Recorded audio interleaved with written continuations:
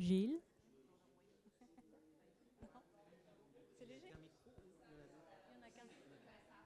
Ça marche pas?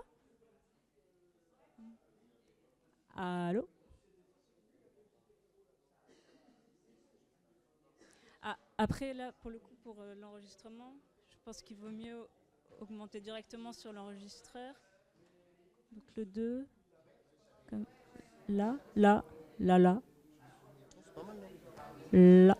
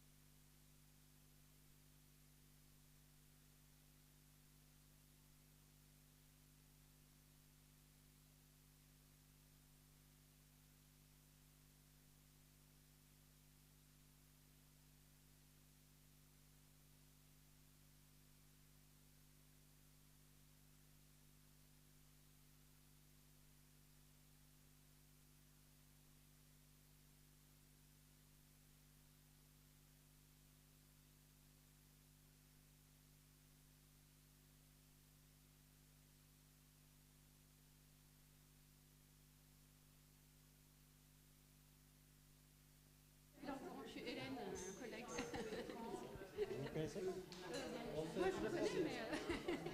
C'est la grande prêtresse du Salon du Livre. Voilà, François, je crois que tu peux plus reculer. Hein. C'est le moment. Bah, non, en fait, il y a plein... En plus, il y a un groupe, un car qui vient d'arriver, là. Ouais, j'ai vu. Il y a des jeunes avec... Là, il y a des gens, je ne sais pas s'ils arrivent pour un... Après, c'est chaud, On va s'installer. Ouais, ouais.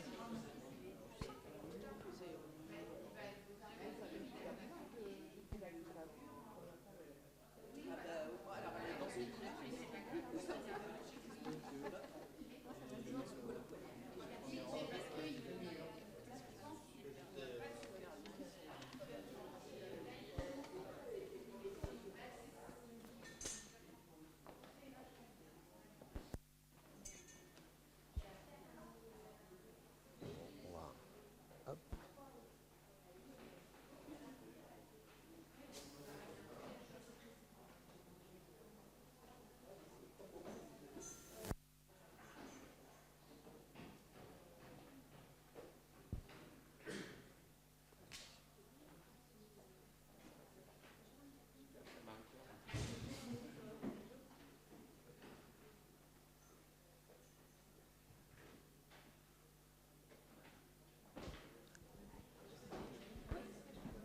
Bien, bonjour à toutes et à tous. Donc, merci d'être présents cet après-midi pour ce café historique en partenariat. Donc, Rendez-vous de l'Histoire, Fondation du Doute. Et donc, cet après-midi, je suis ravi d'accueillir Monsieur Benoît Buquet. Donc, vous êtes maître de conférence en histoire de l'art à l'Université de Tours. Vous êtes membre du laboratoire Intrus, donc interaction, transfert, rupture artistique et culturelle. Et vous allez cet après-midi nous évoquer l'histoire du mouvement Fluxus à travers la personne de Georges Mascenas, qui est donc lituanien d'origine, mais qui a, je crois, sans révéler le contenu de votre intervention, c'est lui qui a parlé pour la première fois du mot Fluxus dans ce mouvement artistique. Et on va normalement essayer de découvrir et de comprendre ce mouvement donc, dans votre intervention. Je vais juste donner la parole 2 secondes à Émilie de la Fondation pour recontextualiser. Oui, bonsoir, bonjour. Écoutez, je vais commencer par remercier les cafés historiques, parce que bon, en cette période, on va dire, de bataille des récits, c'est toujours important pour nous de recevoir un partenariat comme celui-là et d'accueillir la parole de chercheurs et chercheuses au sein du café. Le Fluxus, en l'occurrence, pensé par Ben comme un centre mondial du questionnement. Donc, ce lieu, il a été fait précisément pour qu'on puisse aussi réfléchir ensemble à des problématiques sociétales. Et ça faisait bien longtemps qu'il était question d'un café historique autour de qu'est-ce que c'est Fluxus. En l'occurrence, bien avant mon arrivée et celle de Gilles Rayon, l'actuel directeur. Donc on est d'autant plus content que cela puisse se faire cette saison-là, 25-26, puisque c'est aussi une saison pour la Fondation du Doute qui est très marquée par la question de l'écriture, la question du langage. Et peut-être que la porte d'entrée, effectivement, la plus adéquate pour réfléchir à Fluxus, un mouvement très nébuleux d'artistes dispersés aux quatre coins du monde et avec des pratiques pour le moins disparates, c'était celle du graphisme. Donc merci beaucoup Benoît Buquet d'être avec nous aujourd'hui et je vous cède la parole. Juste une petite précision, donc on a le micro même si vous êtes peu nombreux et nombreuses parce que c'est enregistré. Donc si vous avez des questions par la suite, on essaiera de faire aussi passer ce micro pour recueillir vos paroles. Merci. Je ne savais pas que c'était enregistré. Je vais essayer de ne pas dire de bêtises. Mais bon, si on parle de Fluxus, on a le droit de dire quelques bêtises. Ça fait partie du jeu. Je remercie beaucoup pour l'invitation, les différents acteurs avec lesquels j'ai échangé. Merci à François Barré et à Gilles Rayon et à toutes les équipes des Cafés Historiques et de la Fondation du Doute de me recevoir ce soir. Merci à vous d'être venus m'écouter. C'est peut-être important de dire pourquoi c'est important justement de venir ici à Blois, la Fondation du Doute. C'était quand même un projet qui me taraudait depuis longtemps. Je trouvais qu'il y avait quelque chose de nécessaire de venir présenter ces quelques modestes recherches autour de Machunas que j'ai effectuées depuis un moment maintenant. On avait tenté des choses avec le précédent directeur qui est présent ici. Gilles Rayon a repris contact avec l'intrus et on s'est rencontrés. Bon, ça se fait. Voilà, c'était une envie qui était là depuis longtemps et je suis ravi d'être parmi vous ce soir, enfin cet après-midi. Puisqu'on n'est quand même pas si nombreux à avoir écrit sur Fluxus et Machunas en français. Donc, c'est l'occasion de revenir un peu sur ces recherches qui ne sont pas si neuves pour moi. C'était assez troublant de me relire, en fait, puisque ça fait quand même plusieurs années maintenant que j'ai écrit ces quelques pages. Puisque les cafés historiques, c'est l'occasion aussi d'appuyer un moment de rencontre que je vais essayer de pas trop transformer en conférence magistrale. Il faudra vraiment m'arrêter, me poser des questions, parce que l'habitude va vite reprendre le dessus. J'ai écrit quand même 2-3 choses pour pas être complètement impressionniste. C'est souvent, j'ai l'impression, les cafés historiques, pas nécessairement, mais quasiment tout le temps, l'occasion d'appuyer un propos sur un livre, en fait. Donc c'est le cas. Je vais vous parler de ces 2 livres et des conditions d'écriture et de publication de ces livres très rapidement. Le dernier en date, c'est celui-là. C'est à peu près le même, hein. Je vais vous le faire passer. Donc, Art and Graphic Design, Georges Machunas, Ed Roucher, Sheila van de Bretteville. C'est une traduction en anglais du français dont je vais vous parler dans un instant, qui est plus ancien. C'est une traduction de Jane Marie Todd. C'est pas moi qui l'ai traduit, c'est moi qui l'ai écrit, mais c'est pas moi qui l'ai traduit. J'ai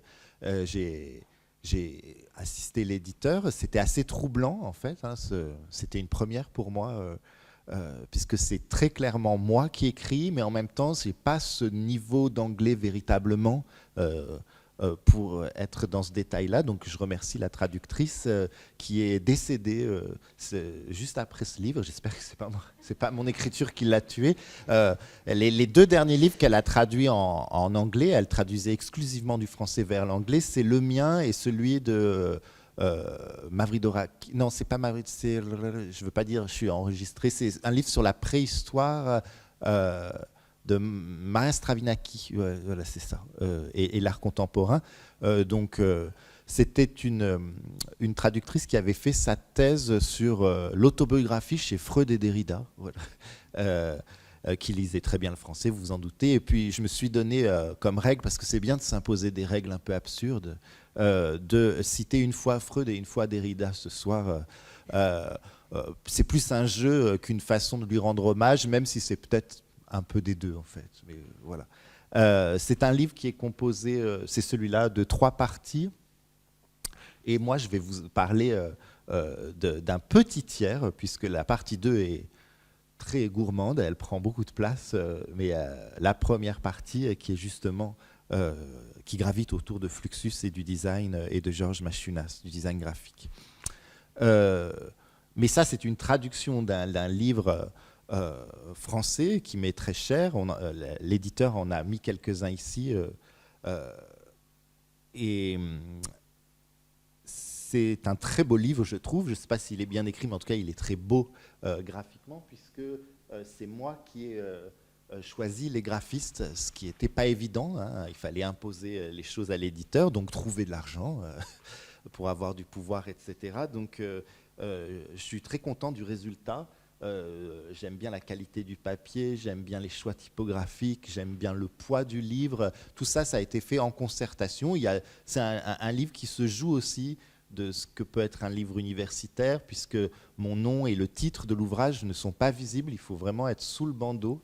Graphics, c'est un surtitre en fait. Et si on perd ce bandeau ou on le jette, comme le font certains libraires, il n'y a même plus de code barre. J'avoue que j'aimais beaucoup l'idée le libraire est obligé d'aller rentrer l'ISBN, il est quand même présent dans son logiciel pour trouver le prix du livre. Donc voilà, c'est des graphistes talentueux, Alaric Garnier et Léna Araguas, qui ont réalisé donc, tout le design éditorial en concertation. Et la dernière partie de la conclusion, qui est propre au livre français, c'est pas dans le livre anglais, c'est justement un dialogue avec le graphisme, avec l'objet que je pouvais pas tenir entre les mains, puisque j'avais une maquette en blanc, j'avais les PDF, mais de fait, le livre n'était pas imprimé. Donc c'était assez intéressant d'écrire sur un objet qui n'existait pas encore. C'est un exercice. Et les graphistes ont été très contents de ces 5-6 pages de texte. Ils l'ont même lu publiquement lors d'une conférence dédiée à leur travail, puisque ce sont des graphistes qui marchent très très bien et qui sont assez engagés aujourd'hui. Et je voulais dire 2 mots aussi sur le directeur de la collection, parce que c'est un ouvrage qui s'inscrit dans une collection aux presses universitaires François Rabelais de Tours. Vous doutez bien que ça ne s'appelle pas PUT, pour des raisons évidentes, même si moi ça m'aurait plu, mais donc les Puffres, c'est une collection qui s'appelle Iconotexte, et c'est mes collègues avec qui je travaille souvent, qui font partie du même laboratoire de recherche que moi, Laurent Gerbier et Cécile Bouler, qui dirigent cette collection. Et il se trouve que Laurent Gerbier a été le relecteur et le sauveur, on pourrait dire, de ce livre, puisque l'expérience avec les Puffres, c'est dans l'ensemble très mal passé. Hein, c'est enregistré, mais il faut dire les choses comme elles sont. Et je crois que ça n'intéresse pas beaucoup le public, de toute façon, ces histoires. On ne va pas virer dans le ressentiment ni rien. En tout cas, s'il y a bien quelqu'un qui a sauvé ce livre, qui a cru en ce livre, c'est Laurent Gerbier, qui est aujourd'hui le directeur des Puffres. Donc vous voyez, les Puffres sont sauvés grâce à Laurent Gerbier. Donc tout va bien.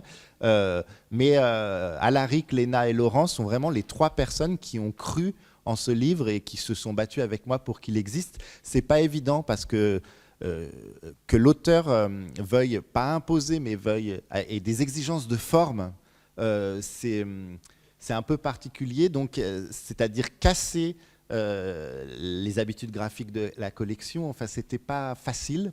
Mais étant donné que c'est un livre qui traite des interactions entre l'art et le design graphique, il me semblait capital qu'il épouse une forme qui puisse accompagner son contenu. Donc voilà. Et ce livre, il est pensé aussi comme un espace d'exposition. Hein. J'ai été l'iconographe, accessoirement aussi du livre, donc c'est moi qui ai géré plus de 200 images, y compris les droits, vous voyez, trouver les HD, etc. Donc j'ai acquis de solides compétences éditoriales à la sortie de cette aventure. Mais le choix des images, la façon dont elles sont agencées dans le livre, ce qu'elles disent entre elles, pour moi, c'est aussi important que le texte en lui-même. C'est pensé aussi comme une sorte d'espace d'exposition. Voilà. C'était pour vous dire 2 mots de ce livre. Vous pourrez le tenir en main si vous voulez. Et je peux vous faire passer l'anglais. C'est le seul exemplaire qui me reste. Hein. Ça, c'est ceux de l'éditeur. Hein. Vous pouvez en faire ce que vous voulez. Vous pouvez même les acheter, même il n'y a pas de TPE. Celui-là, par contre, c'est le seul que j'ai en ma possession. Mais je sais que vous allez en prendre soin. Hein, donc.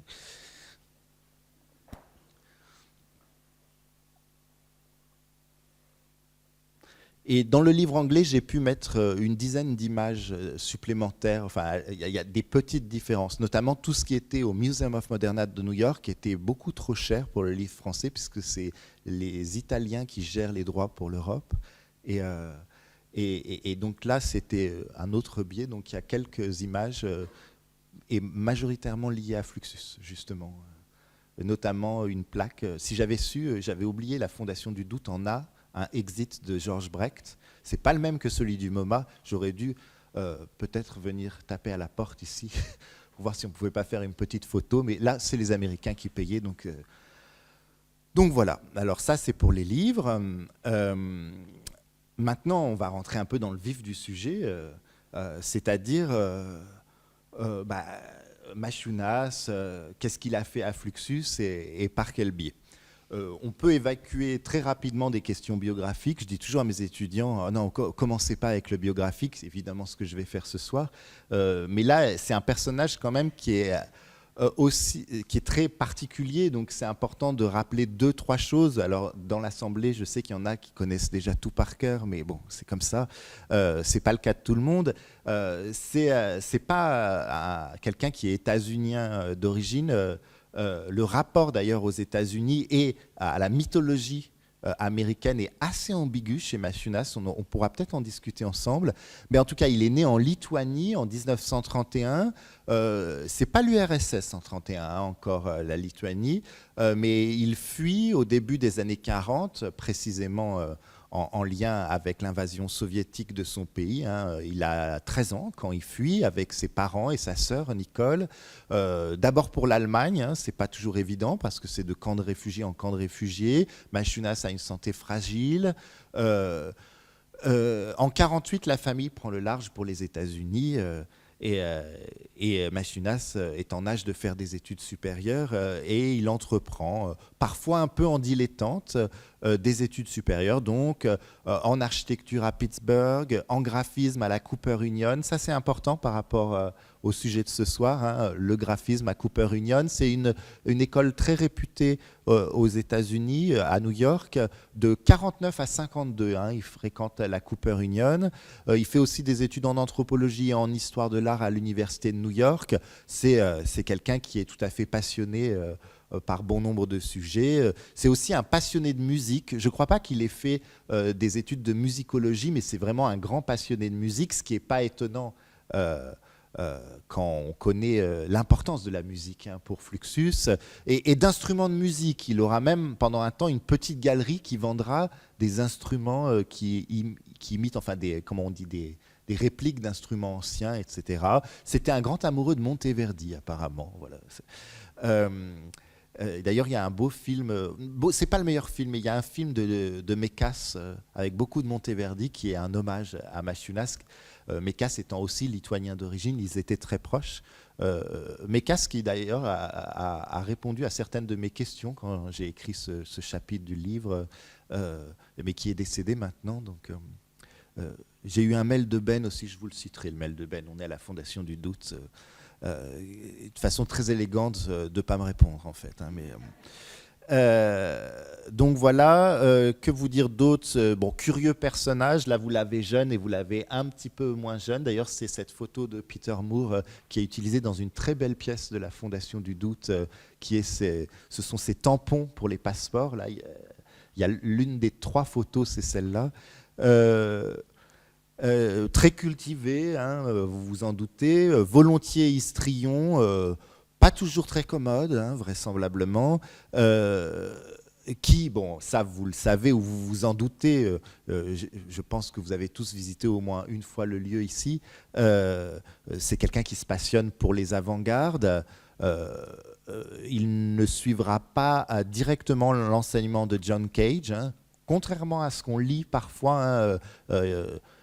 Machunas n'a pas étudié avec Cage, mais son influence est manifeste puisque c'est avec Richard Maxfield qui suit des cours à la New School for Social Research de New York, qui était le remplaçant de Cage, qui était en congé sabbatique ou que sais-je cette année-là. Donc mais très clairement, on le sait, hein, c'est bien documenté. Il y a des panneaux ici aussi qui le soulignent. L'influence de Cage enfin, il y a une espèce de, je sais pas, d'épiphanie en fait.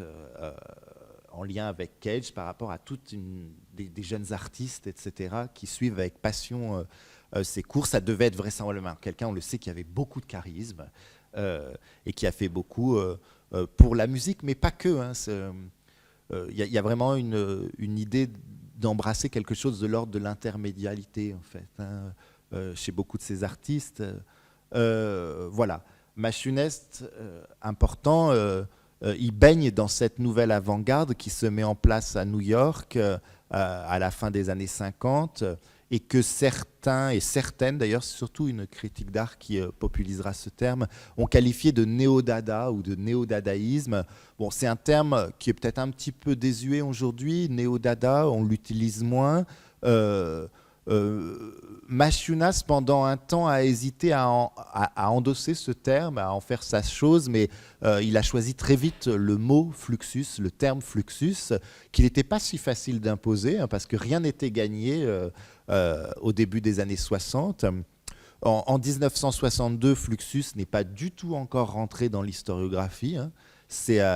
le mot qu'utilisent d'ailleurs Bob Watts, enfin Robert Watts et George Brecht pour qualifier les nouvelles formes d'expression alternative, c'est YAM.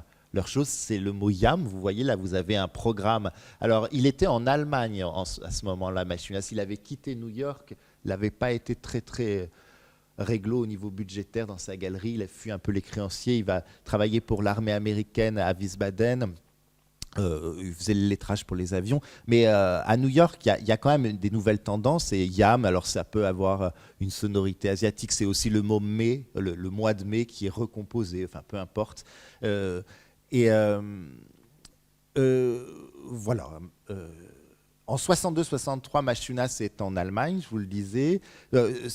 J'ai mis cette œuvre, il y a un exemplaire, c'est pas exactement celui-là, c'est une boîte à clapper à la Fondation du Doute. Il y a plusieurs exemplaires de cette œuvre fondamentale, hein, qui est le Water-Yam de George Brecht. Elle est intéressante, cet exemplaire en particulier, notamment, je ne vais pas rentrer dans les détails parce que ce n'est pas l'objet forcément ce soir, mais elle est intéressante parce qu'il y a la mention de YAM, Water Yam, si vous voulez, et il y a aussi Fluxus, sur, un petit peu plus bas, sur le même objet. Et cet objet est designé par Machunas. Hein. Donc là, il y a encore peut-être une concurrence ou une complémentarité, on va dire. Machunas dira plus tard que Yam, c'est le préludium, il aimait bien mettre des mots latins fantasques, à Fluxus. Hein. Donc... alors la première mention de Fluxus, on la connaît, on est à peu près d'accord tous pour dire que c'est en 61, c'est sur un imprimé lié à la galerie AG, qu'il a ouvert avec un de ses compatriotes lituaniens. C'est aux États-Unis, donc là, mais c'est de façon très subrettiste, on dit participer à... donner un peu d'argent pour une revue qui s'appellera peut-être Fluxus, c'est pas clair. En fait, Fluxus, ça ne prend vraiment que en 64, on peut dire, véritablement, même si ce mot est déjà utilisé en Allemagne par Machunas, et on va dire que le mot Fluxus, c'est l'invention de Machunas, mais j'aime bien citer, d'ailleurs je l'ai mis en exergue dans le livre, cette petite phrase de George Brecht, hein, je cite « Chacun de nous avait sa propre idée sur ce qu'était Fluxus, et c'est tant mieux, comme ça prendra plus de longtemps pour nous enterrer. » Fin de citation.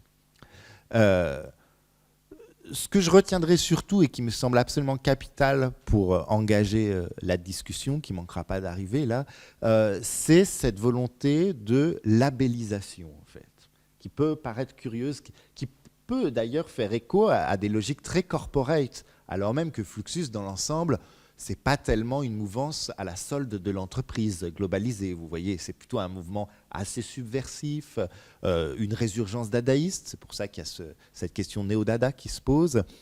Mais en même temps, il y a vraiment une volonté de labellisation. Et ça, c'est très marqué chez Maciunas.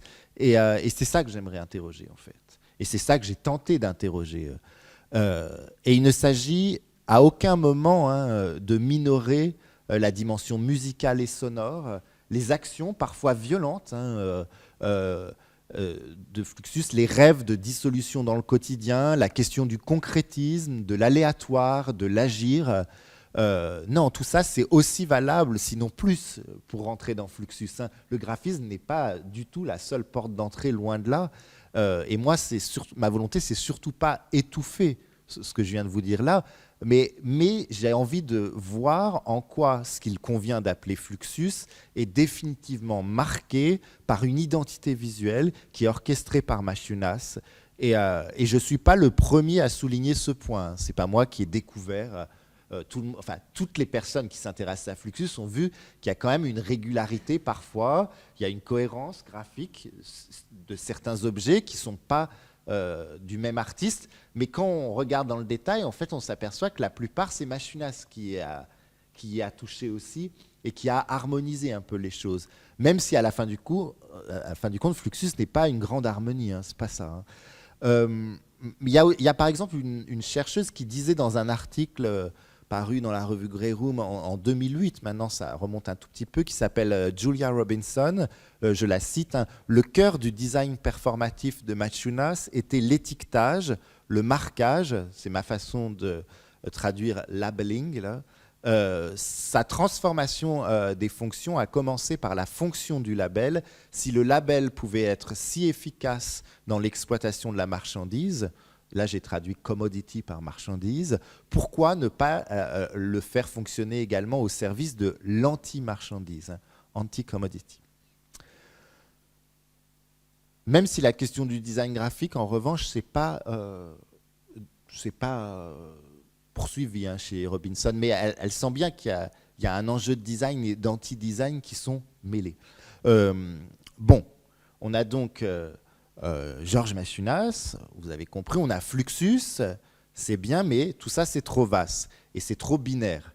Et pour essayer de penser tout ça, de le déplier, on va dire, à ma façon, il me faut nécessairement un troisième terme, vous le connaissez puisqu'il y avait un titre à cette conférence, mais il me faut trianguler les choses. Et mon opérateur, c'est le design graphique. Alors je ne vais pas revenir sur une définition précise du design graphique, d'ailleurs il n'y a pas vraiment une définition ultra précise, mais c'est une discipline qu'on appelle parfois graphisme en France, c'est un synonyme, cherchons pas à faire dans le détail, design graphique et graphisme c'est un synonyme qui a partie liée aux articulations et aux hybridations du texte et de l'image, donc la typographie c'est tout à fait consubstantiel à la question du design graphique. On pourra revenir sur ces questions d'enjeux disciplinaires ou dédisciplinaires tout à l'heure. Donc voilà, Fluxus, Georges Maciunas et design graphique. Et les trois parties de mon livre sont pensées de la sorte. C'est pas Fluxus, Georges Maciunas, design graphique, les trois parties, puisqu'il y a deux autres parties qui traitent d'autres choses de Fluxus, mais en gros, il y a un individu. Alors là, c'est Maciunas, donc il y a un parcours singulier, il y a des intentions, mais cet individu, il est pris dans un réseau, il y a une intersubjectivité très forte, dans le cas de Fluxus ou dans le cadre du féminisme aussi, la troisième partie, c'est très appuyé. Il y a une nébuleuse qui dépasse cet individu, par exemple Fluxus en l'occurrence, dans le cas de Maciunas, et ensuite la question du design graphique et de la typographie, qui vient trianguler les choses et qui vient se rajouter à cette affaire. Et il ne s'agit pas d'enfermer les choses dans un triangle, mais il s'agit même encore mieux de penser un quatrième terme flottant qui vient par réfraction rentrer dans le triangle ou permettre que quelque chose fuit.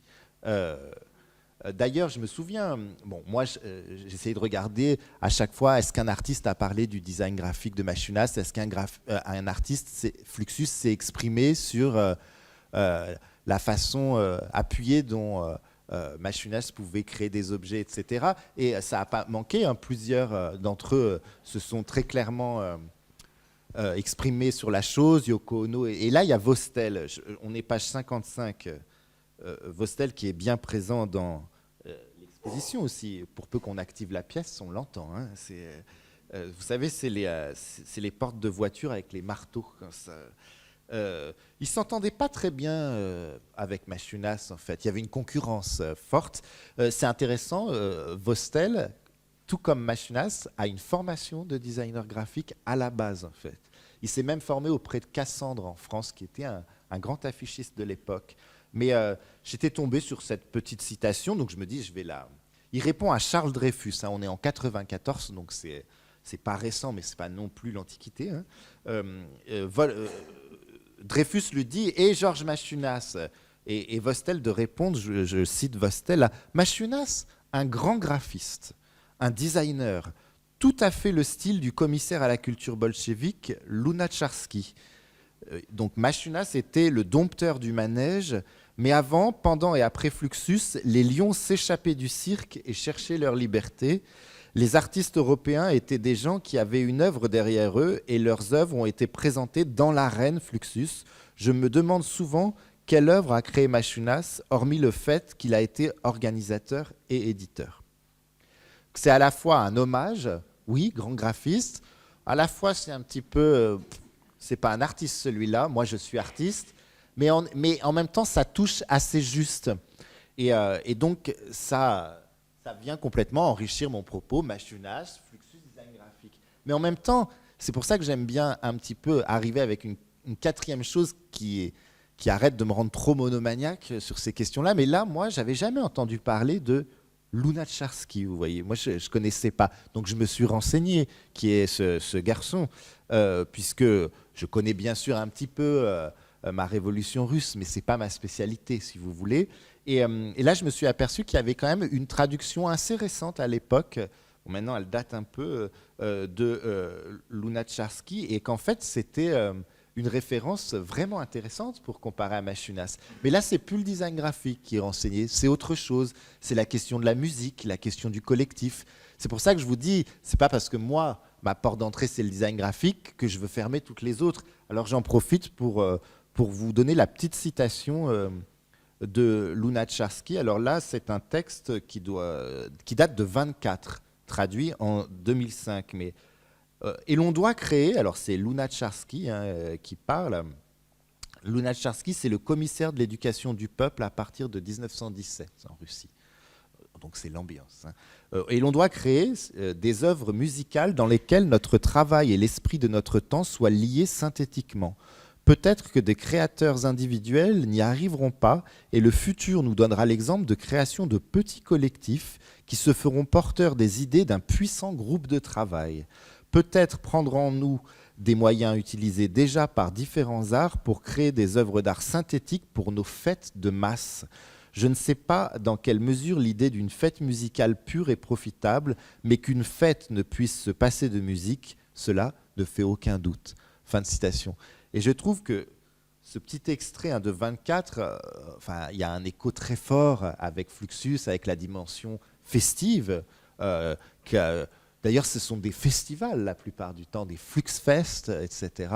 Et puis cette question de la musique. Alors évidemment, c'est une musique souvent très concrète chez Fluxus, mais qui est intéressante. Donc mon travail, c'était aussi de faire, je sais pas, de rentrer en effervescence avec tout ce que je pouvais trouver. Voilà. Mais mon hypothèse de départ, j'ai quand même posé 2-3 hypothèses, c'était la suivante. Pour moi, c'était le design graphique de Georges Machunas et une des raisons premières de la cohérence, voire du corsetage de la nébuleuse Fluxus. C'est discutable, mais j'ai décidé de poser ça comme hypothèse et dans l'ensemble, ça s'est avéré tout à fait juste.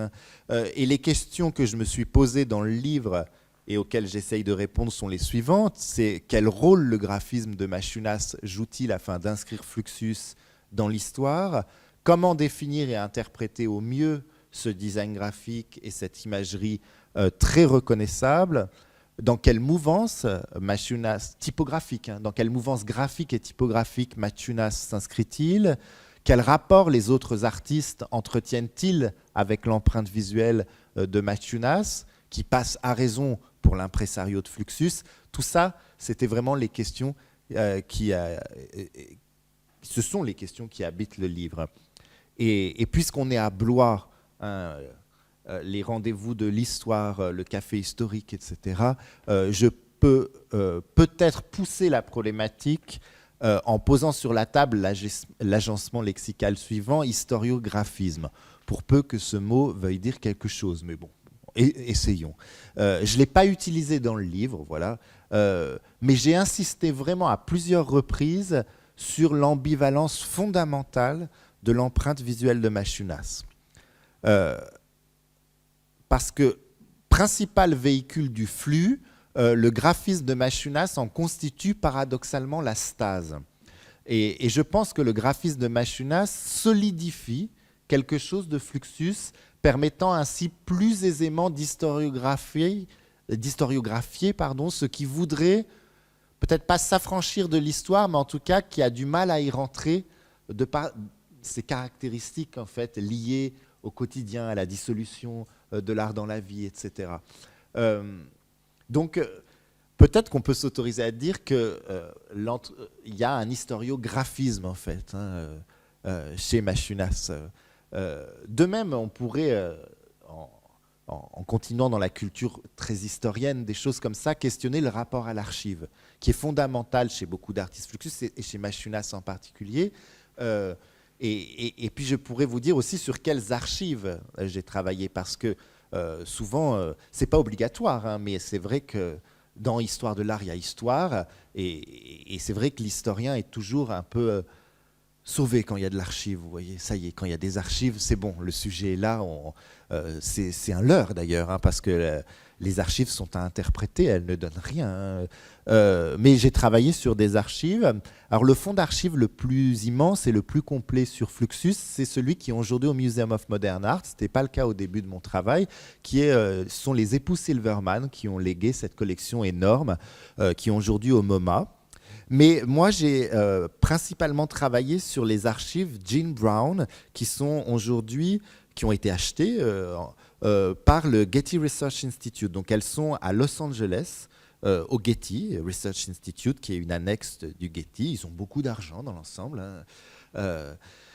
Et ce qui est particulièrement intéressant dans ce fonds d'archives, qui documente majoritairement Fluxus, mais pas que, d'autres mouvances dites néo-dada, et aussi le dada historique, un petit peu, c'est qu'elles ont été constituées du vivant de Maciunas par cette fameuse femme, Jean Brown, qui avait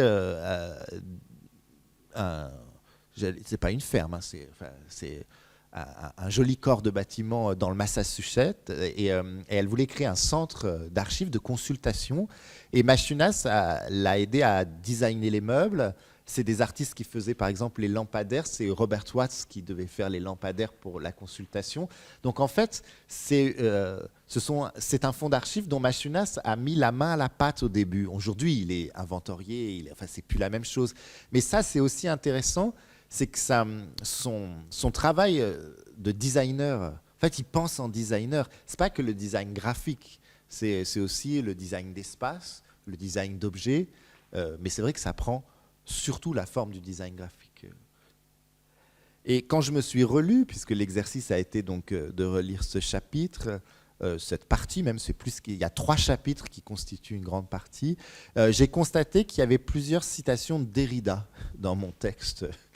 Alors que c'est un philosophe dont je n'ai pas ouvert un seul livre depuis plusieurs années. Donc j'ai dû avoir un moment derridien, vous savez, une fièvre derridienne, puisqu'il y a une partie de ce travail que j'ai entamé alors que j'étais doctorant, en fait, encore étudiant. Et je me souviens bien maintenant du livre que j'avais le plus utilisé à l'époque, La dissémination. J'y avais beaucoup projeté Maciunas dans cette figure du formakos, justement. Et dans le sous-chapitre consacré au jeu de cartes, dans ce livre, il y a un chapitre sur les jeux de cartes et ce que Brecht et d'autres artistes appellent le word event, l'événement du mot. Ça conclut ma partie sur Fluxus d'ailleurs. Je disais que Machinast fut clairement obsédé par l'écriture de Fluxus et que son design graphique constitue peut-être l'outil le plus puissant de cette historiographie. Et c'est là, comme un espèce d'effet pop-up sur Internet, là, que je tartinais le tout avec un peu de Derrida, de façon bien appuyée. Mais alors, j'ai trouvé que ça allait très bien quand même, donc je retartine un peu. Et puis, j'avais dit que je devais parler de Derrida. Donc, je cite... Le dieu de l'écriture, c'est Derrida qui parle. Hein. Le dieu de l'écriture ne se laisse pas assigner une place fixe dans le jeu des différences, rusé, insaisissable, masqué, comploteur, farceur, comme Hermès. Ce n'est ni un roi, ni un valet, une sorte de joker, plutôt un signifiant disponible, une carte neutre donnant du jeu au jeu. Et il poursuit en précisant, ça je l'ai mis dans la note en bas de page parce que ça faisait trop tartine justement, mais moi j'y vais, prenant toujours la place qui n'est pas la sienne et qu'on peut aussi appeler la place du mort. Il n'a pas de lieu ni de nom propre, sa propriété est l'impropriété, l'indétermination flottante qui permet la substitution et le jeu. Fin de citation. Et ces propos s'appliquent assez bien à Machunas et on pourrait multiplier les exemples où justement le design graphique de Machunas et les procédés qu'il met en place participent de ce jeu. Et c'est très clair que si Machunas devait être une carte d'un jeu de cartes, ça serait le Joker. Ça serait ni le roi ni le valet, ça serait le Joker, ça serait le bouffon. Et donc ça marchait assez bien. Et c'était un peu le propos général, voilà, qui est un peu écrit. Moi, je voulais donner un côté informel à cette rencontre et pas retomber dans l'aspect conférence. C'est un peu raté, hein, parce que j'ai un peu lu, pas que, mais peut-être que pour poursuivre, on peut essayer de rompre un peu. J'ai quand même encore 6 pages, hein, si vous voulez, mais je vais essayer de me contenir. Il va falloir me poser des questions. Hein. D'ailleurs, on m'a dit, mais il y a 200 images dans ton PowerPoint, c'est normal, extrêmement apeuré. Alors, il n'y a pas tout qui sera utilisé, mais moi, j'aime bien, on ne sait jamais au fil des discussions. On va essayer de faire ça de manière un petit peu plus joueuse et détendue. Bon, mais un des objets sur lequel je voulais revenir, c'est la question des petites cartes. Alors là, c'est une carte qui est en fait assez tardive. Au début, j'ai cru que c'était quelque chose de 61, pas du tout. Hein. C'est une carte de 67.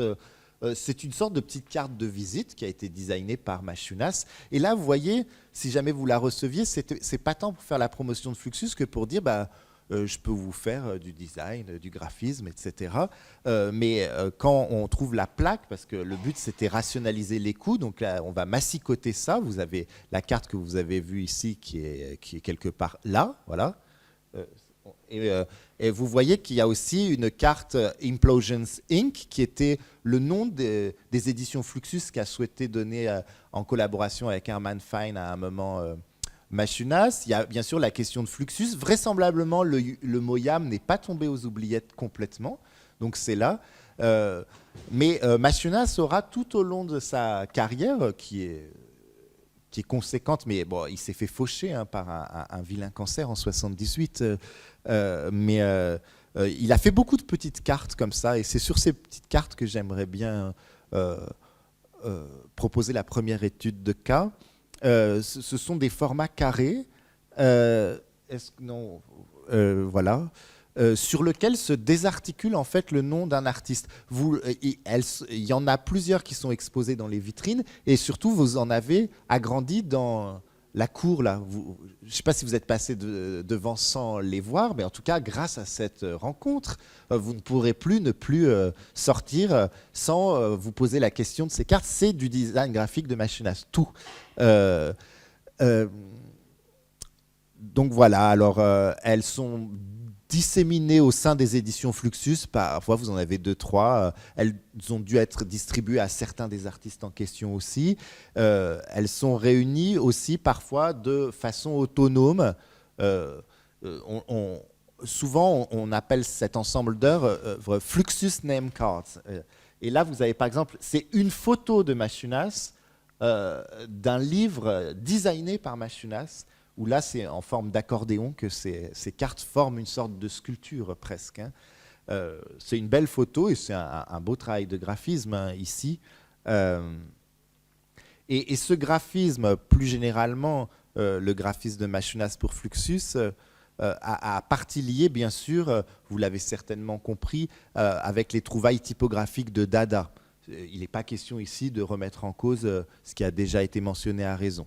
De même, Machunas pourrait être comparé, considéré comme un contributeur tardif de la poésie visuelle. Il y a tout un rapport à la poésie hein, chez Fluxus, et notamment à la poésie visuelle, expérimentale ou concrète. Les appellations font débat, on ne va pas régler l'affaire, hein, ça les spécialistes se battent toujours, mais pour le dire vite et de façon réductrice, la poésie concrète procède d'une libération de la syntaxe en des unités qui ne relèvent plus de la sémantique.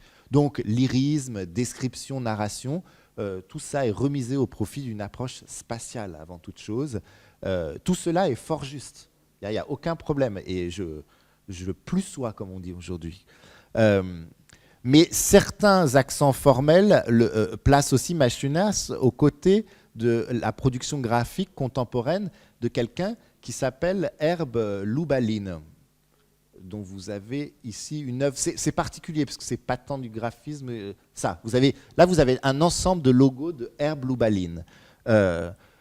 Et quand la revue Graphis, qui était une revue spécialisée en graphisme, se demande dans un numéro j'ai dû le noter, de 79, si Lubalin, là on ne parle plus de Machunas mais de Herb Lubalin, ne serait pas, je cite, au fond le créateur d'un nouveau genre, le typogramme, une espèce de mini-poème visuel typographique, fin de citation, on comprend la nécessité de désenclaver un peu les domaines.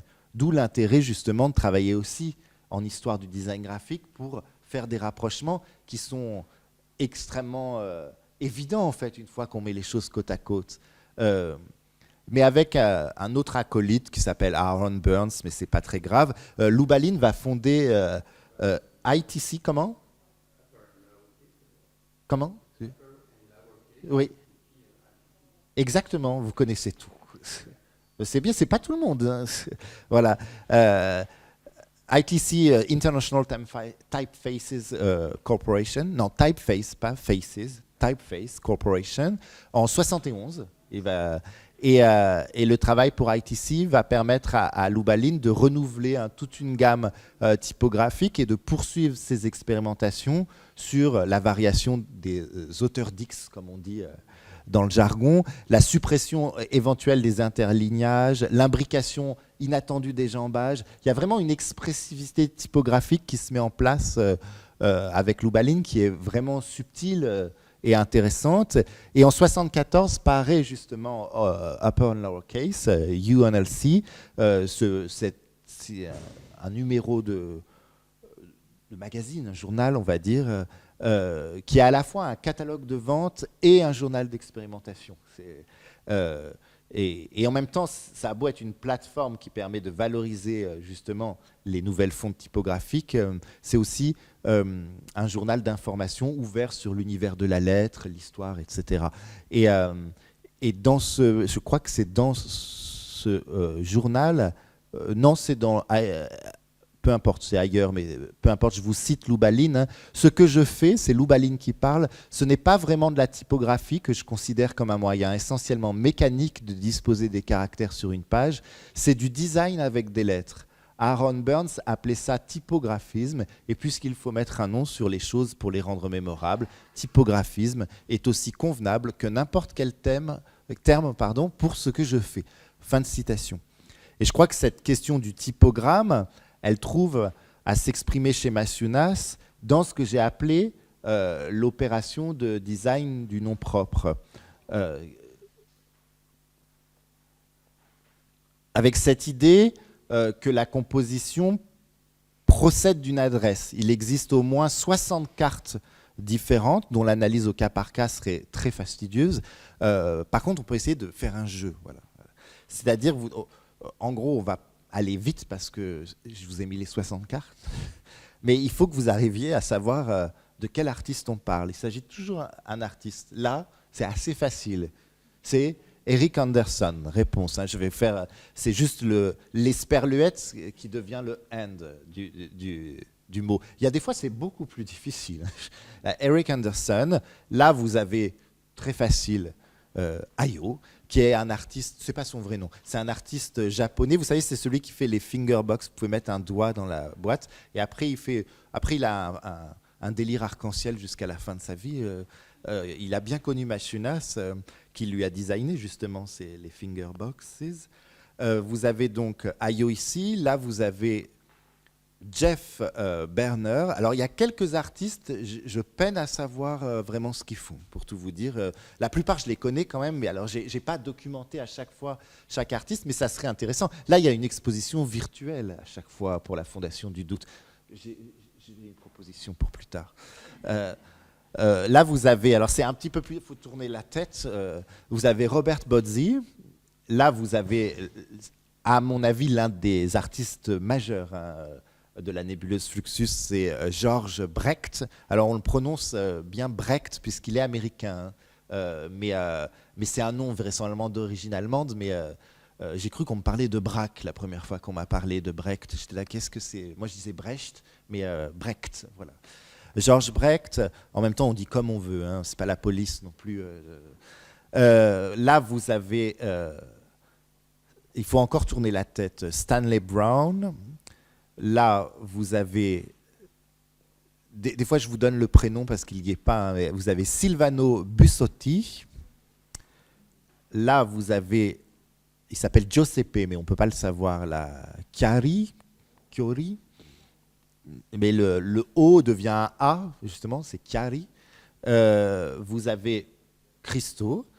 Là, il est mignon celui-là. Il a été aidé plus tard. Philippe Corner, hein, le Corner est dans le coin, justement. Ici, vous avez Anthony Cox, qui était marié à Yoko Ono à l'époque, je crois, où ils venaient de divorcer. Il a travaillé comme graphiste avec Mashunas dans une agence, chez un éditeur, Anthony Cox. C'est des choses qu'on ne sait pas, ça, puisqu'il n'était pas très disert sur ce qu'il faisait pour gagner un peu d'argent au début des années 60, au milieu des années 60. Vous avez ici Walter de Maria, qui dans l'ensemble n'est pas nécessairement associé à Fluxus, mais si, d'ailleurs, il y a des pièces là qui sont dédiées à Walter de Maria. Vous avez ici Willem de Rieder, ou de Rieder, je ne sais pas comment vous voulez le prononcer. Là, vous avez, il est facile celui-là, Robert Filliou, mais vraisemblablement, on s'interroge beaucoup avant d'imposer son nom. Là, vous avez, il faut tourner la tête à nouveau, Albert Fine, Gary ou Jerry Foister. Là, vous avez Lee Eflin. Très important aussi pour Fluxus, parce qu'il a eu un travail fondamental d'édition. Hein. C'était un éditeur, notamment de poésie concrète et de poésie visuelle, Dick Higgins. Vous avez iRed Center. C'est là que je dis, j'ai un projet d'exposition iRed Center, si ça intéresse quelqu'un, si quelqu'un veut financer. C'est un très très beau collectif japonais. C'est 3 artistes qui s'appellent Takamatsujiro, Akasegawa Genpei et Nakanishi Natsuyaki, qui forment pendant un an et demi. C'est très restreint, hein, dans le temps. Ils poursuivent tous une carrière après d'artistes qui forment ce groupe iRed Center, qui a essayé d'être annexé par Mashunas. Il y a d'ailleurs une de leurs performances les plus célèbres, qui est On nettoie la rue avec une brosse à dents, qui a été rejouée à New York. Mais à la base, c'était à Tokyo. Ce sont 3 artistes fondamentaux de l'histoire de l'art japonaise, mais il y a des connexions fortes quand même, via Yoko Ono, mais pas que, mais Yoko Ono est l'une des passeuses importantes de cette histoire. Et en regardant ce PowerPoint, là, en le fabriquant pour vous, j'ai enfin compris pourquoi un O. En fait, c'est un point d'exclamation. Je n'avais pas le point d'exclamation. Hein. Pourtant, ça fait un moment. Et le logo de iRed Center, qui n'est pas fait par Mashunas, là, c'est un point d'exclamation rouge. Et d'ailleurs, dans les collections de la Fondation du Doute, apparemment, vous avez un T-shirt logo qui n'est pas du tout Mashunas. Et donc, là, il fait un clin d'œil à ce logo, mais son imprimature est plus forte. Là, mais c'est assez réussi, d'ailleurs, cette carte. iRed Center, Toshi Ishianagi, ici. Là, vous avez Ray Johnson, qui a été très important dans cette pratique du mail art. Vous avez Joe Jones, Alan Kaprow, dont vous avez une pièce intéressante avec des pommes en plastique ici. Non, pas du tout. Si, c'est un Kaprow. Si, c'est ça. Milan Nizak, Alison Knowles, dont vous avez une pièce extrêmement importante à la Fondation. Arthur Kopek, Jiri Kolar, Takeshisa Kosugi,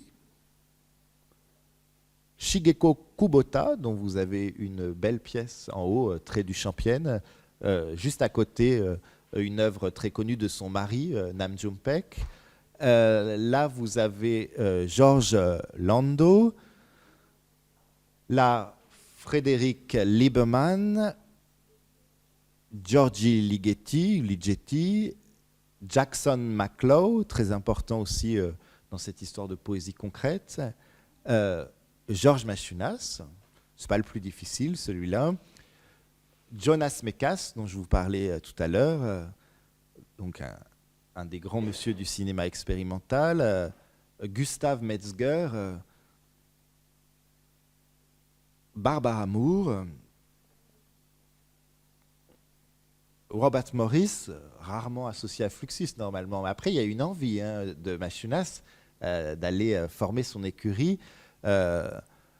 Ladislav Novak, dont, pour vous avouer, je n'ai plus d'idée voilà, j'arrive pas à associer, mais en tout cas, Klaus Oldenburg, là, bon, on le connaît, enfin, moi, ça me dit bien quelque chose. Yoko Ono, il faut aller le chercher, le Yoko Ono, mais si on fait un effort, on y arrive, quoi. Vous avez ici Nam June-paik, Ben Patterson, qui est bien représenté dans les collections, James Riddle, Dieter Roth, avec une faute d'orthographe volontaire ou non sur le prénom, Wim Schippers, ou Schippers, je ne sais pas comment on prononce, Thomas Schmidt, Paul Charitz, extraordinaire artiste, qui a été associé, il y a notamment de beaux flux films de Charitz, mais qui après est un petit peu quand même pas l'artiste auquel on pense tout de suite en disant Fluxus. Vous avez Shiko Shiomi, artiste japonaise, Mieko Shiomi, il y a Daniel Spory, dont vous avez l'un des chefs-d'œuvre de la Fondation au deuxième étage, là, ou trois, Yasuno Tone, André Toth, celui-là il est efficace, Toth. John Vaiko, Stan Verdebeck, Ben Vautier, il est là, Robert Watts, on a quasi fini, hein, Emmett Williams et enfin Lamonte Young. Alors, selon la valeur qu'on voudra bien leur accorder, les cartes deviennent typogrammes, mini-poèmes visuels ou cartes de visite, le texte étant toujours déterminé par le nom du dédicataire. Libérer le pouvoir visuel du nom propre semble intéresser Machunas depuis l'adolescence. Selon sa mère, et là on a un exemple qui est aujourd'hui au MoMA, je cite sa mère, Léo Khadija, Machunas, elle disait... Jurgis, puisque son vrai nom c'est Jurgis à la base, il a américanisé son nom. Jurgis, donc Georges Machunas, commença à dessiner durant nos dernières années en Allemagne. Ses monogrammes graphiques étaient exceptionnellement beaux et minutieusement réalisés. Et en fait, ça c'est le nom de sa mère. Il est touchant aussi parce que c'est Léo Khadija Machunas en fait, mais avec un petit côté, vous voyez, médiéval ou que sais-je. D'ailleurs, qui sera très présent aussi dans Fluxus plus tard, hein, un peu différemment, mais cette idée de proposer comme ça des énigmes ou des initiales, c'est pas nouveau. Là, on est sur une œuvre qui doit dater à peu près de... C'est difficile à dire, 48, 50. Dans la liste que nous avons égrenée, certains artistes ne sont reliés à Fluxus que de façon épisodique, voire même, certains d'entre eux, sont sans réelle implication, alors que d'autres en constituent le nerf. Les noms des personnalités permettent cependant d'appréhender les artistes que Mashunas aurait souhaité voir intégrés à Fluxus. Et c'est ça aussi qui est intéressant avec ce corpus. Pris à part, ces cartes invitent à l'exploration monographique, même si elles ne sont parfois que le vestige ou le fantasme d'une relation à Fluxus. Mais mises côte à côte, elles forment une archéologie freudienne au sens où, dans Malaise dans la culture, Freud, vous voyez, j'y arrive, Freud, fait, je cite, l'hypothèse fantastique que Rome n'est pas un lieu d'habitation humaine, mais un être psychique qui a un passé pareillement long et riche en substance et dans lequel donc rien de ce qui ne s'est une fois produit n'a disparu, dans lequel, à côté de la dernière phase de développement, subsistent encore également toutes les phases antérieures. Fin de citation. Un peu forcé, mais je trouve que ça marche bien quand même. Sur certaines cartes, des éléments empruntés à l'œuvre de l'artiste concerné se ramassent dans la forme typographique. L'altération du nom Christo, que vous connaissez peut-être tous, si vous ne le connaissez pas, il est connu pour emballer. Mais pas que des objets, des fois des architectures, un pont. Et l'altération du nom Christo fait écho à l'emballage froissé ici. La dissémination des lettres de Dieter Roth à la poésie concrète des débuts de l'artiste, puisque Dieter Roth n'a pas fait que des choses très sales et très intéressantes, il a fait aussi des choses très propres et très construites. Au début, c'est un artiste formé au graphisme, Dieter Roth, à la base, artiste suisse qui a une formation de graphiste, comme Mashunas et comme Vostell. Pour le cas de Klaus Oldenburg, Mashunas s'inspire des affiches commerciales du 19e siècle, chose qu'il va faire très souvent d'ailleurs, mais il fait par la même référence aussi à une sorte de magasin, ça s'appelait The Store, qu'avait mis en place Klaus Oldenburg. Les variations de caractères étaient déjà présentes dans l'annonce de cet événement par Oldenburg lui-même. Et sur la plupart des cartes de Mashunas, les rapprochements avec l'œuvre plastique de l'artiste sont quand même assez difficiles à cerner ou inexistants. Là, ce sont des exemples un peu à part. Mashunas se délecte plus, on va dire, de la répétition d'un même caractère, parcourant les structures verticales, duplication, avec ou sans effet miroir, à commencer par son propre nom d'ailleurs. La répétition d'une même lettre, c'est quelque chose qui obsède Mashunas, et d'ailleurs beaucoup de graphistes, puisqu'au-delà de cette répétition, se joue aussi l'idée d'un décrochage qui ne s'entend pas, la possibilité de communiquer à un niveau non rationnel. Et il y a quelques cartes qui sont justement un peu cryptiques. On pense à Tot ou à Yoko Ono. Une lecture rapide de la plupart, de toute façon, nécessite de préférence une connaissance préalable des noms des artistes pour gagner en aisance. Ces cartes sont comme des jeux dont il faut découvrir la solution, des puzzles à assembler. Elles demandent au regardeur une participation. Et ça, c'est essentiel pour comprendre Fluxus. Fluxus et Mashunas en particulier, la plupart des artistes ne vont pas du tout être dans l'idée qu'on va se délecter d'une œuvre d'art qui aurait une qualité cinétique, mais il n'y aurait pas de participation, ça ne demanderait pas une implication. Non, il y a cette idée qu'il y a une énergie qui est produite par cette implication du regardeur. Et la réussite de ces agencements typographiques n'occulte pas le problème majeur qu'ils soulèvent. La plupart des artistes préfèrent bien souvent inscrire eux-mêmes leur nom sur un support qui leur est propre. Utiliser de telles cartes pour se présenter, comme des cartes de visite, serait quand même être par trop redevable à Mashunas, et la majorité des artistes, pour ne pas dire la totalité, ne désirent pas se fondre dans une entité Fluxus. Et de la mise à plat simultanée de cette soixantaine de cartes surgit immanquablement la violence de l'imprimature et la sensation d'une écriture marquée au fer rouge. Branding, ça vient de là, c'est la marque du fer rouge sur le cul des vaches. L'histoire démontre l'absence de cohésion entre des artistes qui n'ont jamais formé un front unitaire. Reste en revanche, et ça c'est à mon avis une constatation éminemment mélancolique, la façon dont Mashunas se signe dans l'autre. Voilà. Ça, c'était on arrête avec les choses trop écrites. Parce que là, et puis les 17 heures. Non, il faut que c'est vous qui parlez maintenant. J'ai plein ou des questions. Il n'y a pas que cette idée d'être purement dans la typo. Vous vous voyez, ou dans une sorte de gestalt à musée. Mais il y a aussi une iconographie Fluxus qui est liée à la fin du 19e, à l'apparition des maisons de vente par correspondance aux États-Unis, à ce graphisme qu'on qualifie de victorien, même si c'est plus lié seulement à la Grande-Bretagne victorienne. Vous voyez cet étagement de différents... ça, c'est pas Machunas, hein, ça c'est un exemple de la fin du 19e en Angleterre. Si ça vous intéresse vraiment, là je ne l'ai plus en tête, mais j'ai la référence tout à fait précise. Vous pensez bien que dans le livre, j'ai fait les légendes au cordeau. Ça, j'étais super content de trouver cette affiche de cirque, qui est une affiche de The Barnum and Bailey. C'était le cirque le plus important des États-Unis, itinérant, et c'était moult superlatif, greatest show on earth, etc.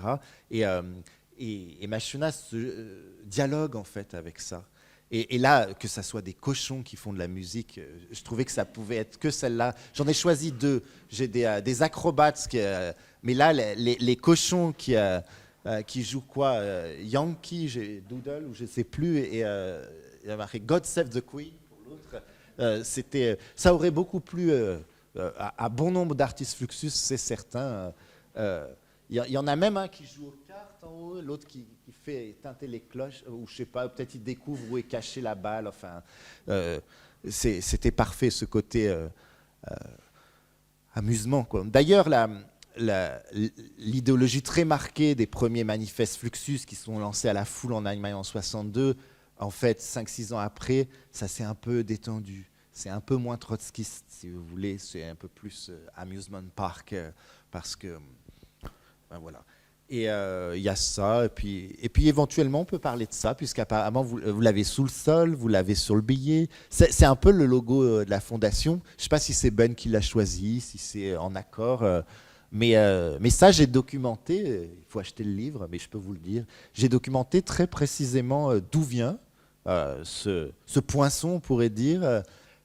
Qu'est-ce que ça représente? Maintenant, n'allez pas me demander de fixer une interprétation, parce que précisément, en particulier, une figure qui vous tire la langue, c'est pas pour qu'on donne une interprétation qui serait la seule et unique valable, mais en tout cas, je ne sais pas si vous le saviez, vous le connaissiez tous, ce petit, puisqu'il est partout, hein. Vous savez d'où il vient? Il vient de la sculpture monolithique la plus célèbre. Alors aujourd'hui, on dit plus aztèque, on dit mexica, sachez-le. C'est la fameuse pierre du soleil qui est au musée d'anthropologie de Mexico, qui ouvre le nouveau musée qui est toujours actuel, là, il y a eu une refonte, mais il ouvre en grande pompe avec sa collection extraordinaire d'art mésoaméricain en 64. Or, ce dessin, ce poinçon, on va dire, il est créé en 64 par Machunas. Donc il fait écho à une actualité, mais pas que. C'est pas que synchrone avec une sorte de récréation un peu pop. À mon avis, il y a beaucoup d'autres choses. Je vais éventuellement vous livrer 2-3 pistes, mais voilà, c'est une rosace calendaire. La cosmogonie aztèque, enfin mexica, est extrêmement complexe à manier, hein, ne me demandez pas tous les détails. Les spécialistes sont à peu près d'accord pour dire qu'au centre, c'est une représentation du dieu du soleil, Tonatiuh. Il y en a plusieurs, ça serait le 5e soleil en fait. Voilà. Il n'y avait pas de sacrifice sur la pierre, mais vraisemblablement de sacrifice à 5 mètres. L'idée de la langue, c'est étancher une soif. Et ce qui va permettre aux dieux de ne plus avoir soif, c'est le sang, notamment humain. Mais ça, là, il en fait quelque chose d'amusé, hein, Machunas. Mais en même temps, il y a quand même le sacrifice de l'art à la vie. C'est une possibilité d'interprétation. Je trouve qu'elle est fragile, mais elle n'est pas impossible. Voilà. C'est une œuvre qui a été faite dans les dernières années du règne de Ayaxatal. Donc on est à peu près un peu moins d'une 50aine d'années avant l'arrivée d'Hernán Cortés à Tenochtitlan.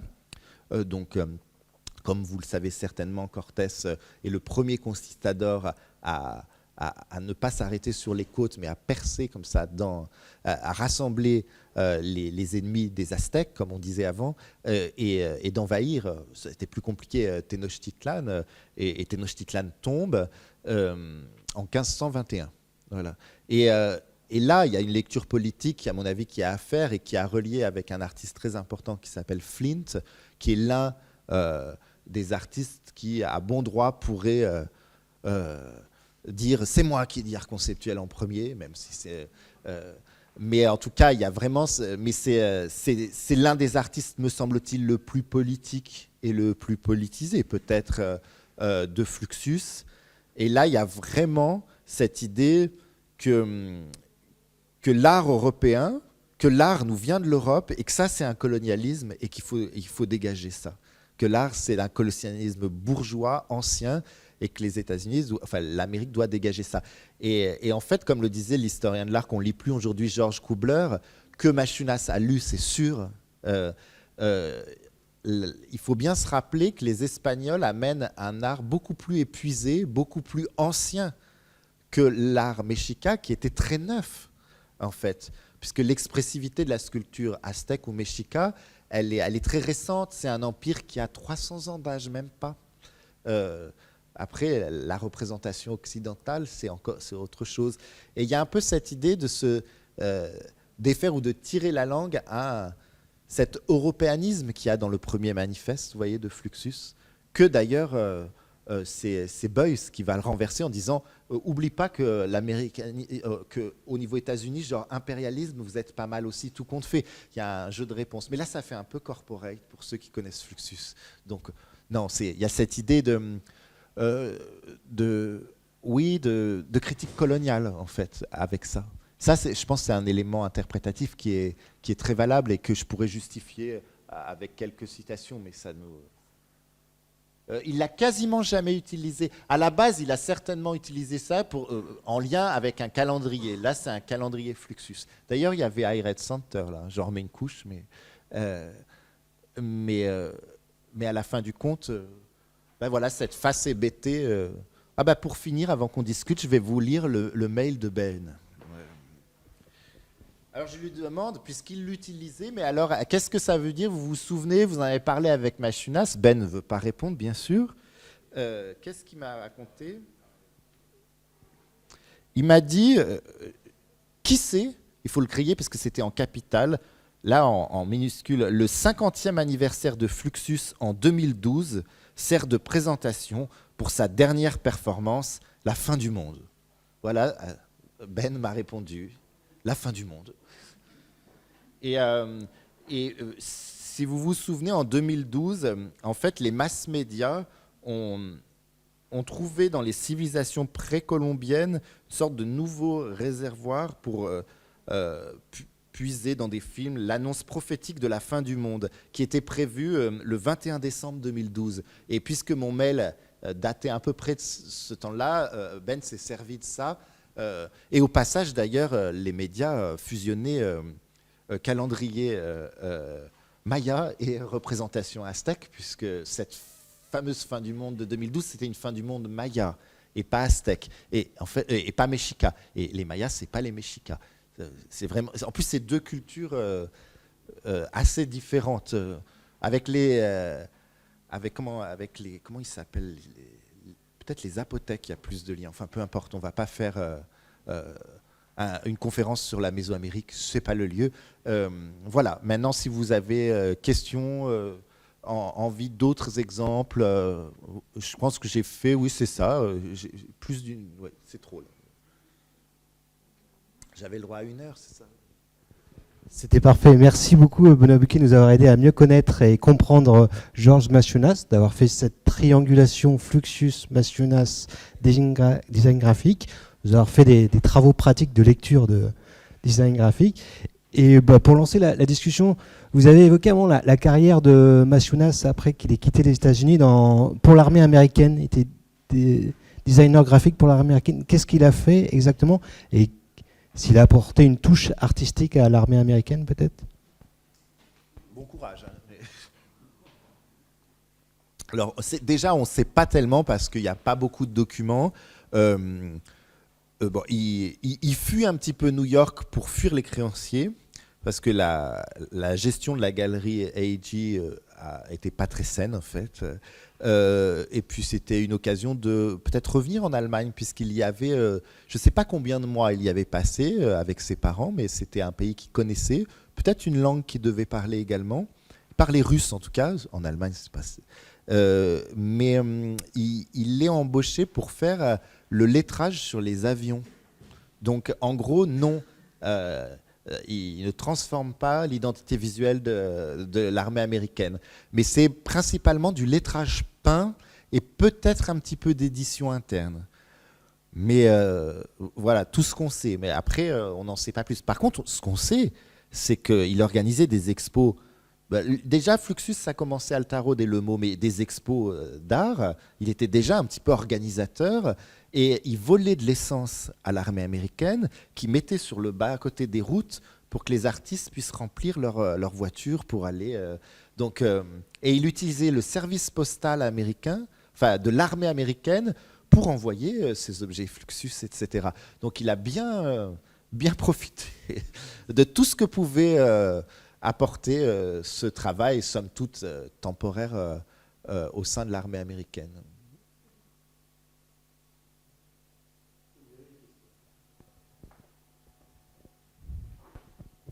D'abord, merci. Bonsoir et merci. J'en ai deux, sachant que je ne veux pas me mettre spécialement en avant, mais mon métier, c'est le design graphique. Donc malheureusement, j'ai un petit biais de compréhension. Un peu par rapport à certains mots que vous avez employés de façon récurrente. Vous avez parlé de labellisation au début. Vous avez parlé de notions quand même de signalétique, si je puis dire, dans sa manière de gérer les noms et d'une forme d'imprimature assez conséquente. Est-ce qu'on ne peut pas imaginer que plus qu'un label, Masiunas a presque rêvé d'une marque ? Au sens où le label en anglais, c'est la marque au sens global de l'entreprise qui gère du coup toute l'identité de la marque et il y a une mainmise évidemment nécessaire. D'accord, merci. Oui, c'est ça exactement. Je parle en allemand, j'ai oublié comment on dit, mais la traduction littérale de l'allemand, c'est image d'apparition. Et en italien, c'est immagine coordinata. Et on est vraiment dans ça. Et celui qui est dans l'identité de marque, c'est un acolyte, notamment de Lubalin, c'est Lou Dorfman, et qu'on a entreaperçu. Je vous suis complètement, et c'est ce que je défends à un moment dans le livre aussi. Là, je ne pouvais pas m'apesantir, mais complètement d'accord. Là, c'est le mur de la cafétéria de CBS, voilà, qui aujourd'hui, je me demande s'il n'est pas à Cooper Union, ou il est quelque part, il n'a pas été détruit. Voilà. Mais il n'est plus dans le lieu d'origine, mais je ne sais plus où.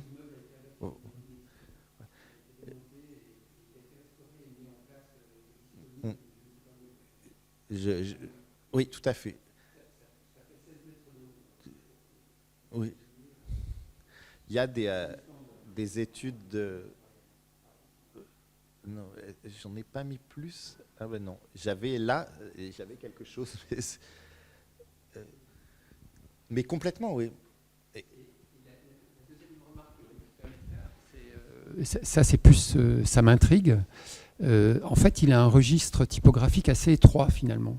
Et je pense que ça aussi, c'est une démonstration peut-être d'une volonté à la fois de faire percevoir une multitude, mais en réalité, en ayant quand même des constantes très, très obligatoires, si je puis dire. Enfin, c'est comme ça que je le perçois par rapport à tout ce que vous nous avez évoqué. Hein. C'est très juste, hein, ça participe une restriction pour faire identité, pour faire front commun, parce qu'il y a toujours aussi une question politique qui est derrière. Et il y a aussi des limitations. C'est quand même du bricolage typo par rapport à... mais il y a, je crois, j'en ai parlé au niveau culture matérielle, là je ne me suis pas du tout étendu. Déjà, il y a l'usage très récurrent de l'IBM Selectric. en fait, il a eu une sélectrique qui change dans les années 70, qui peut faire de l'italique, mais celle du début des années 60 ne fait pas d'italique. C'est une seule fonte de caractère, voilà. C'est une linéale. Il est à l'aise avec celle-là. Et beaucoup de choses du début des années 60 qui sont là, en fait, c'est la typo, on va dire, même si c'est ce jeu de caractères de l'IBM sélectrique. Il y a la question du photostat, qui n'est pas la photocopie, qui n'est pas la xérographie, parce que c'est un procédé d'électroreprographie à sec. Et là, c'est pas ça. C'est vraiment de la photo, on va dire, plus argentique, enfin plus humide, liquide. Et il y avait une machine qui permettait d'agrandir ou non des caractères. Et on est sur l'IBM sélectrique, le photostat, et un petit peu, peut-être moins que je l'avais cru au premier abord aujourd'hui, mais un peu de lettre A7. C'est-à-dire, le lettre A7, c'est les petits décalcomanies, et qui, dans les années 60, sont désormais sur des feuilles de plastique, polyéthylène, et qui permettent aux gens d'expérimenter au grand public, en fait. Parce que la typo, à la base, c'est du plomb. C'est un métier qui est extrêmement exigeant, qui nécessite un apprentissage précis. Les machines sont lourdes. Et là, il y a une sorte de légèreté, même si la question comment ça s'appelle la photocomposition, on est dans la bascule photocomposition, mais ça, la photocompo, c'est très complexe aussi. C'est vraiment des choses de graphiste, de typographe, de métier. Mais là, on a quelqu'un qui connaît, qui a une culture graphique, qui a l'apprentissage d'un métier et qui bricole, en fait, aussi de son côté. Mais il y a quand même peu de ces objets qui ont été proprement industrialisés. C'est quelque chose qu'il aurait souhaité, Massionages, ça c'est clair et net, mais pour des raisons d'argent, il y a plein de choses. Il est présenté en vitrine. Le seul vraiment objet industrialisé en masse, c'est le jeu de cartes de Georges Brecht, Deck. Ça, c'est sorti d'une usine. Il y a un film plastique qui est sur les cartes. C'est vraiment un objet qui est sorti d'une industrie de machines qui permettent de sortir des choses vite. Voilà. Mais je suis d'accord avec vos deux remarques. Mais je crois que c'était pas mal la dernière de la lier à une culture matérielle et les outils qui étaient... ouais.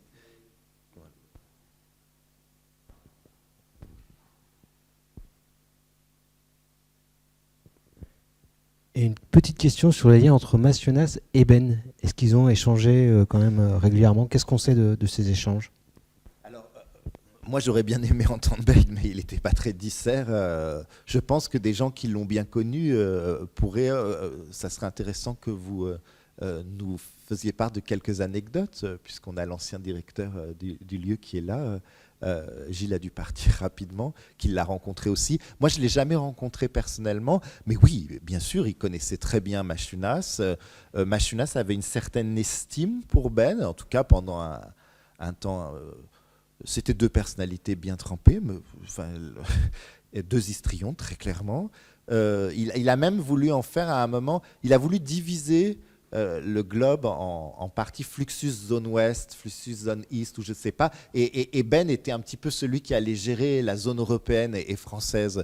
Donc, et puis il a produit plusieurs objets. En fait, c'est intéressant parce que Ben lui-même, ayant créé quelque part sa propre marque dans ses... d'ailleurs, je suppose que les trousses et les ajadas ont permis de continuer à être artiste à un moment. On a tous en tête, enfin moi qui suis né dans les années 80, je me souviens bien des produits commerciaux de Ben. Et Massionas lui a fait des objets avec sa marque à lui. Donc il y en a quelques beaux exemplaires d'ailleurs dans une des vitrines. Oui, ils ont collaboré, ils se connaissaient très bien. Et bon, après les anecdotes et les précisions, peut-être on peut donner la parole à l'Assemblée. Peut-être juste pour compléter, rebondir sur ce que tu viens de dire, Benoît, effectivement, Massionas et Ben se rencontrent assez tôt dans l'histoire de Fluxus, l'histoire de Fluxus en Europe, puisque quand Massionas fuit les États-Unis et vient en Europe et d'abord en Allemagne et donc crée cette série de concerts tournés Fluxus à partir de 62. En fait, Ben et Masunas se rencontrent à Londres lors d'un festival Fluxus par Daniel Spoeri, et ensuite Ben invite Masunas en 63 à venir à Nice pour faire aussi un concert, un festival Fluxus. Donc il y a vraiment ce lien très tôt. Et pour Ben, en tout cas, Masunas, tout comme Marcel Duchamp et comme John Cage, reste vraiment une figure tutélaire de Fluxus. Et dans son travail aussi, dans sa vision de Fluxus, c'est aussi mettre en application les préceptes, les théories de Masunas, notamment pour tout ce qui est lié à des actions, de ne pas tomber dans la fiction, dans la théâtralité, etc. Et le second point par rapport effectivement aux objets dérivés de Ben, effectivement que j'ai bien connu aussi, les trousses, etc. Quand Ben en parlait, pour lui, c'était vraiment un prolongement justement des Fluxbox imaginés par Masunas, et donc de cette idée de l'art qui devient accessible au plus grand nombre, sous forme de multiples, très peu cher. Et donc, quand Ben finalement faisait des petits bouts d'œuvres de Ben sur un stylo, une trousse, un classeur, c'est dans l'esprit des Fluxbox qui étaient reproductibles, qu'on pouvait commander, s'acheter pour très peu cher, avec des œuvres, des jeux, des jouets, des œuvres miniatures. Donc oui, pour Ben, Masunas, c'était vraiment une figure centrale de Fluxus, évidemment. Je crois qu'on a une photo là où on voit Ben en train ils viennent de se disputer avec Masunas. On peut imaginer, vu le caractère de l'un et de l'autre, que ça devait arriver assez souvent. Mais c'est vrai qu'il y avait une fascination de Ben pour Masunas. Il faut dire qu'ils travaillaient tous les deux sur ce côté graphique d'écriture, et évidemment, ils ne pouvaient que s'entendre. Ouais. Mais oui, c'était difficile parfois, je pense. Surtout dans les performances, parce que Masunas devait être très dirigiste, et Ben aussi, donc ça devait partir pas forcément dans la même direction, mais...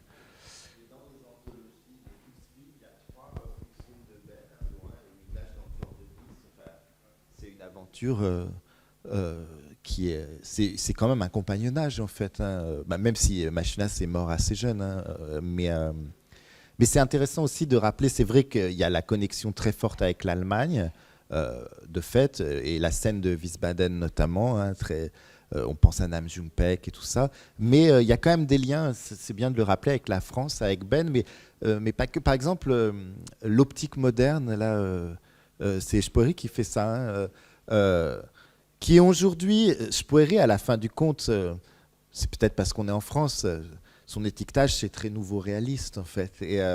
Mais là, il propose une version typographique de Belle Tenue de l'optique moderne de Spoeri. Donc, oui, il y a des liens. Il faudrait relire tout ça. Justement, nous, il faut s'intéresser à comment les marques, entre guillemets, sont, on va dire, construites. Mais tout ça ne doit pas enfermer trop... dans des carcans, puisque le nouveau réalisme gagnerait aussi à être interrogé en lien avec Fluxus, quoi. Même si là, vous avez... Alors, il n'est pas du tout graphiste, mais Pierre Restani qui va colorer les choses de manière moins gauche déjà que Masunas. Voilà, c'est ce qu'on a pu appeler néo-avant-garde, mais à un moment, je pense que ce terme que j'ai utilisé quand même, il s'effondre par lui-même. Je ne crois pas qu'à la fin de sa vie, Masunas soit aussi l'anti-art, le non-art, tout ça, à travailler l'avant-garde dans sa dissolution. Je ne sais pas si ce terme leur aurait convenu. Mais moi, je ne suis pas là pour leur servir la soupe. Ils ne sont plus là de toute façon. Mais bon...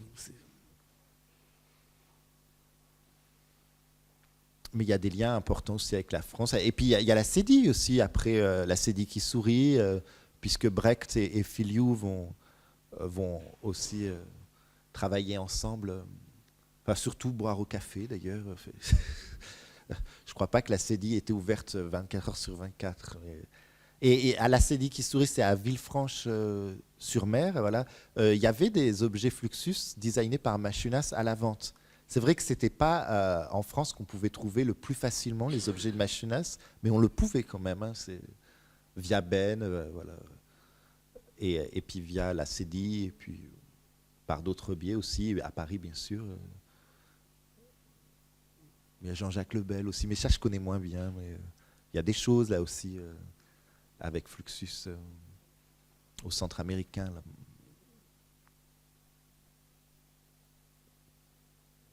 Un grand merci. Merci à vous. Je voudrais vous remercier d'être revenu au Café Historique. Je vous rappelle que l'exposition de Ben à Bâle Impérialiste est visible jusqu'à demain. Donc n'hésitez pas à y aller. Et merci à vous Benoît, ça nous a donné aussi envie de redécouvrir les collections permanentes de la Fondation. Et si vous vous intéressez au design graphique, je vous invite à découvrir donc cet ouvrage. On a ici quelques exemplaires, donc n'hésitez pas. Voilà, donc un grand merci à vous, bonne soirée et même bonne fête de fin d'année.